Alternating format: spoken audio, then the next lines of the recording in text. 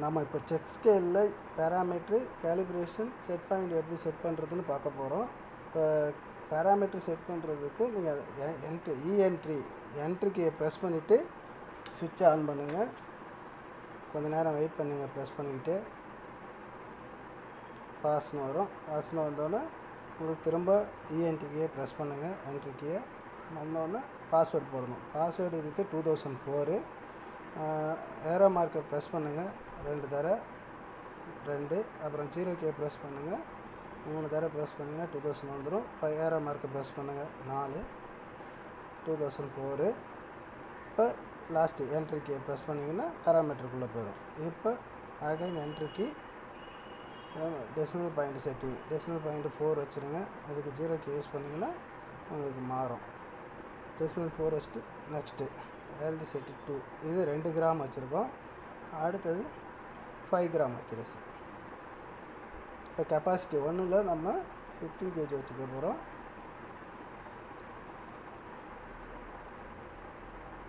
இப்போ capacity 2 30 kg. இது maximum capacity 30 kgங்கிறதுனால 30 kg வச்சுக்கணும். Auto 01 cal mode 2 kilo. Last mode 0 track 2 ABS 1 slave 2. அவ்வளோதான் பேராமீட்டர் செட்டிங்கு இப்போ முடிஞ்சிருச்சு. இப்போ இதில் கேலிப்ரேஷன் பண்ணணுன்னா நீங்கள் அகைன் சுவிட்சை ஆஃப் பண்ணிவிட்டு இப்போது அந்த இன்க்ரிமெண்ட் கீயை ப்ரெஸ் பண்ணிவிட்டு சுவிட்சை ஆன் பண்ணுங்கள். பாஸ்வேர்டு வரும். இப்போ லாஸ்ட் என்ட்ரி கீயை ப்ரெஸ் பண்ணுங்கள். பாஸ்வேர்டு 2 இதுக்கு போடணும். 2 போட்டிங்கன்னா ஓகே. இப்போ லாஸ்ட்டாக என்ட்ரி கீ கேலிப்ரேஷன். திரும்பவும் என்ட்ரி கீ இப்போ கவுண்ட்ஸ் காய்க்குது. திரும்பவும் என்ட்ரி கீ லோடு.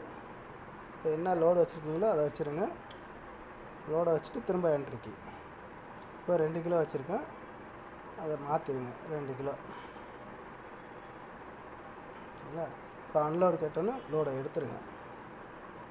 எடுத்துட்டிங்கன்னா திரும்ப என்ட்ரி கீ.